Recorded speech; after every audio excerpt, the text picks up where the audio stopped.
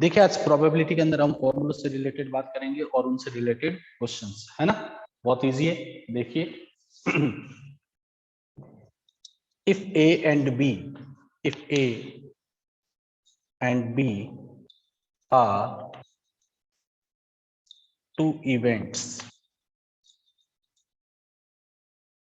then at least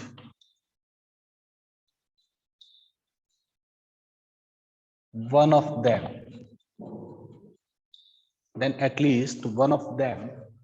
will happen.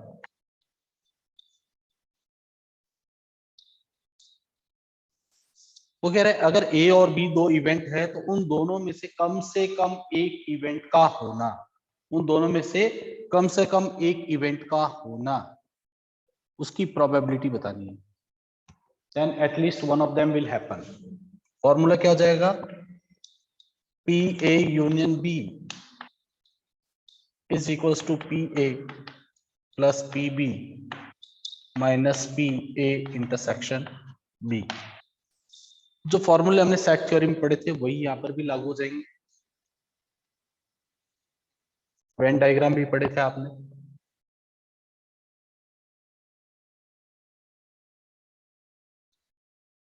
ये ए है और ये बी है, तो ये जो कॉमन वाला पार्ट है ये हो जाएगा। ठीक है जी। अगर तीन इवेंट हो जाए, if A B C are three events,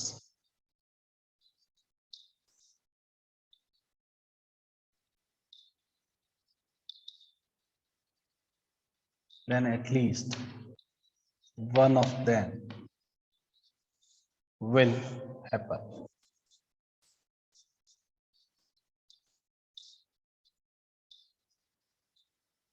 तो क्या हो जाएगा formula? A union B union C.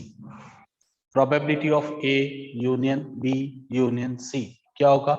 Probability of A plus probability of B plus probability of C minus A intersection B, B intersection C, है ना।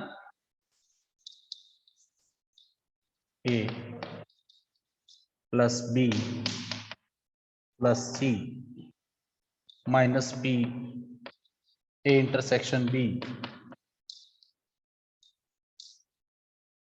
Minus का P A intersection C, और तीनों में क्या आ जाएगा? कॉमन आ जाएगा। फिर if A and B are mutually exclusive events,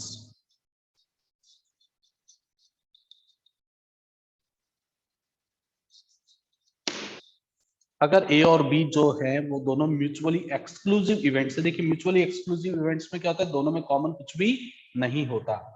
दो या दो से ज्यादा इवेंट में अगर कॉमन कुछ भी नहीं आता है उसे म्यूचुअली एक्सक्लूसिव इवेंट्स बोलते हैं। और इसे हम क्या लिखते हैं? पी ए इंटरसेक्शन बी किसके इक्वल होता है? 0 के। If A B C are mutually exclusive events,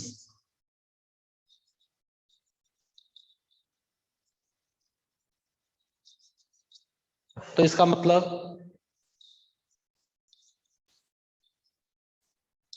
A और बी कुछ नहीं होगा, 0 होगा, कॉमन कुछ भी नहीं आ रहा है।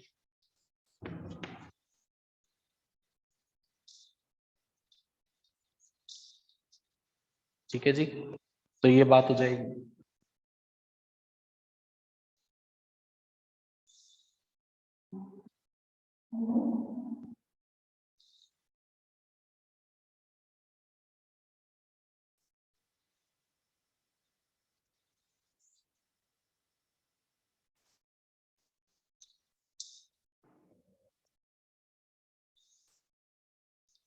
तो फॉर्मूला क्या आ जाएगा? P A union B is equals to P A plus P B क्योंकि ए इंटरसेक्शन बी तो क्या हो जाएगा 0, क्योंकि म्यूचुअली एक्सक्लूसिव इवेंट्स है। ठीक है जी।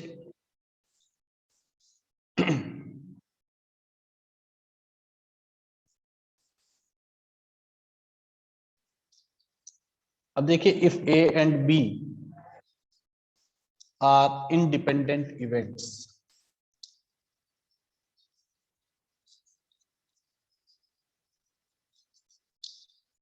ए और बी अगर इंडिपेंडेंट इवेंट हो जाए तो पी ए इंटरसेक्शन बी जो होगा किसके इक्वल होता है, P A into P B के। अब सवाल ये उठता है कि इंडिपेंडेंट इवेंट्स क्या होती हैं सर, आपने पहले नहीं बताया था। इंडिपेंडेंट इवेंट क्या होती है, मान लीजिए मैंने कॉइन को टॉस किया, मान लीजिए मैंने एक कॉइन को टॉस किया और कॉइन पे रिजल्ट क्या आ गया, हेड आ गया। कॉइन को टॉस किया, कॉइन के रिजल्ट क्या आ गया, हेड आ गया।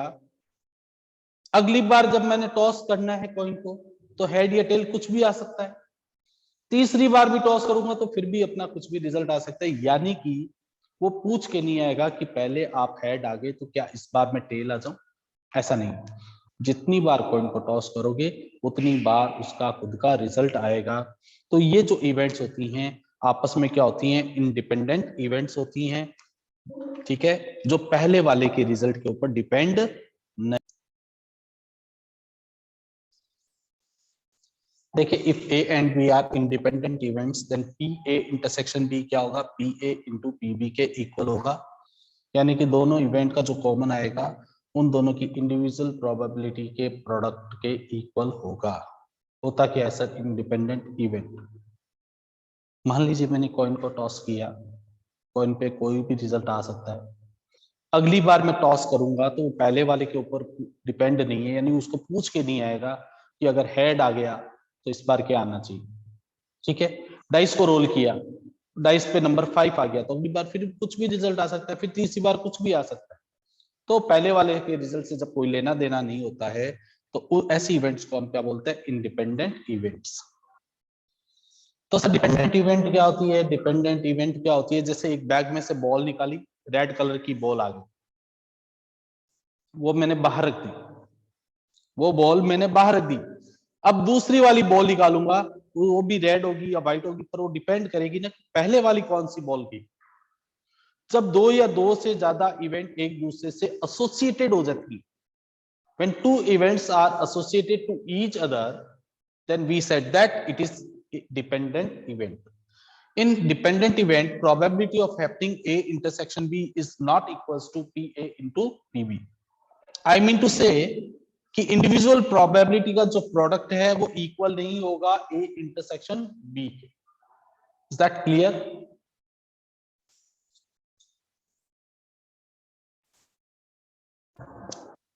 अब देखिए, ये इंडिपेंडेंट इवेंट वाला रिजल्ट हम अपने पहले वाले फॉर्मूले में अप्लाई कर रहे हैं, एक म्यूचुअली एक्सक्लूसिव वाला रिजल्ट भी हमने फर्स्ट फॉर्मूले में अप्लाई कर दिया था। अब लैंग्वेज क्या होगी, if A and B are independent events, question में लिखा हुआ आ जाए।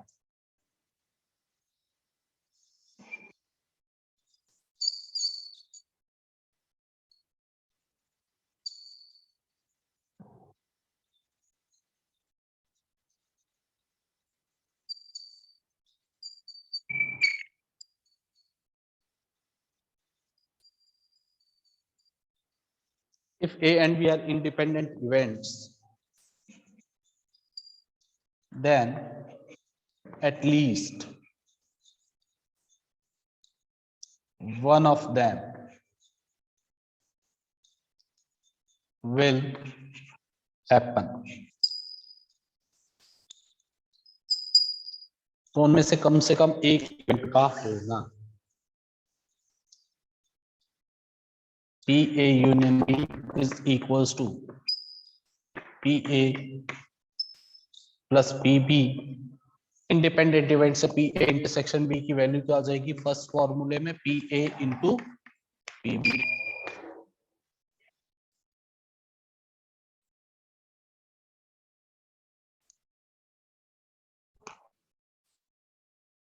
तो अगर ए और बी इंडिपेंडेंट इवेंट है और एटलीस्ट उनमें से कम एक इवेंट हो तो उसकी प्रोबेबिलिटी क्या होगी, फर्स्ट फॉर्मूले में यूज करेंगे।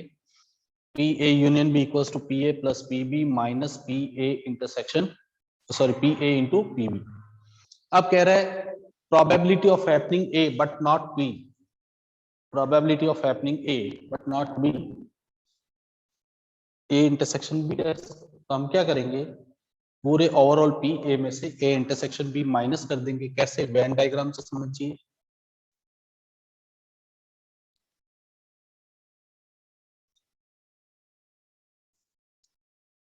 देखिए ये पूरा का पूरा क्या है, ए है, उसमें से कॉमन माइनस कर दिया, यानी कि पी ए में से ए इंटरसेक्शन बी माइनस कर दोगे तो सिर्फ हमारे पास क्या रीजन बचेगा, ये बात। ठीक है जी, पूरे ए में से क्या माइनस किया हमने, कॉमन। क्लियर है। फिर है सिमिलरली किसी इवेंट का होना और उसी इवेंट का नहीं होना, दोनों का टोटल सम कितना आएगा, 1 होगा। और ये दोनों प्रॉपर्टी क्या है, डी मॉर्गन्स लॉ है। एक्सरसाइज 16.2 फर्स्ट क्वेश्चन, जैसा कह रहा है वैसे लिखते चलते हैं। A die is rolled, let E be the event, die shows 4 and F be the event, die shows an even number. Are E and F mutually exclusive events? क्या E और F mutually exclusive events है कि नहीं?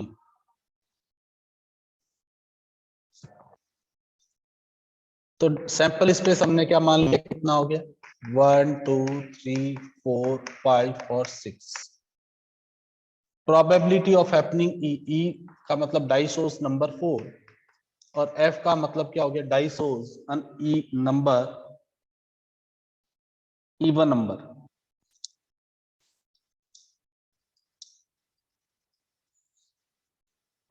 देखिए अगर इन दोनों में से कुछ कॉमन आ गया तो वो म्यूचुअली एक्सक्लूसिव नहीं है। ठीक है, अगर ई और एफ का इंटरसेक्शन एम्प्टी सेट आता है, फाई आता है, तो इसका मतलब वो क्या है, म्यूचुअली एक्सक्लूसिव इवेंट्स होंगी। ठीक है जी, तो बड़ा सिंपल सा लॉजिक है।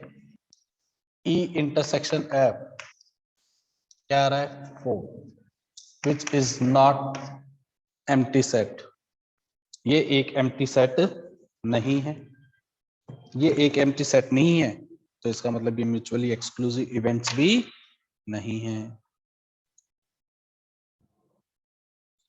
देखिए ई का मतलब क्या है, डाइसोस नंबर 4 और एफ का मतलब क्या हो रहा है कि उस पे इवन नंबर आना चाहिए। अगर इन दोनों इवेंट में कुछ भी कॉमन आ गया, कुछ भी कॉमन आ जाएगा तो फिर वो एम्प्टी सेट नहीं रहेगा। हम तो कह रहे हैं कि अगर दो सेट का इंटरसेक्शन फाई आता है तो ही उसे हम क्या बोलते हैं, म्यूचुअली एक्सक्लूसिव इवेंट्स। ठीक है ना, therefore it is not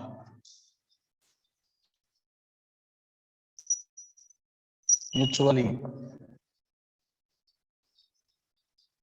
exclusive events, इसलिए वो म्यूचुअली एक्सक्लूसिव इवेंट्स नहीं है। Question number 2,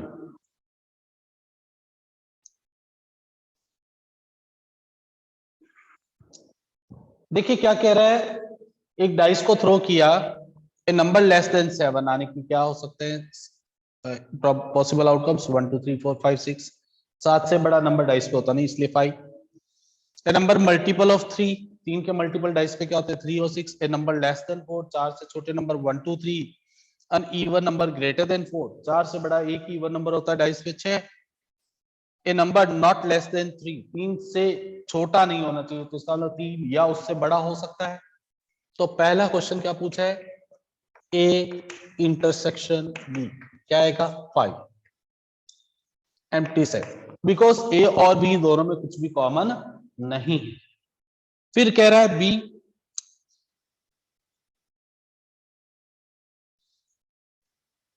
E union F. मान लीजिए अब आपसे पूछ लिया जाए ई यूनियन एफ क्या होगा,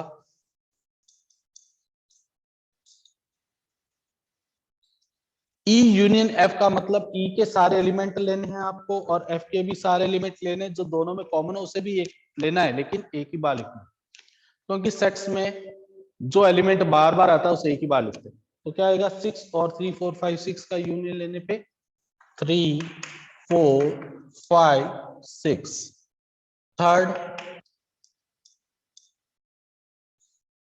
थर्ड केस कह रहा है, मान लीजिए आपसे कह दिया जाए a minus C. a minus C का मतलब क्या होता है, those elements of a which do not belongs to c, यानी a के वो एलिमेंट ढूंढो जो c में नहीं है। और c क्या कह रहे हैं, नंबर मल्टीपल ऑफ 3। तो 3 और 6 को छोड़कर जो हमारा आंसर होगा वो कितना हो जाएगा, 1 2 3 4।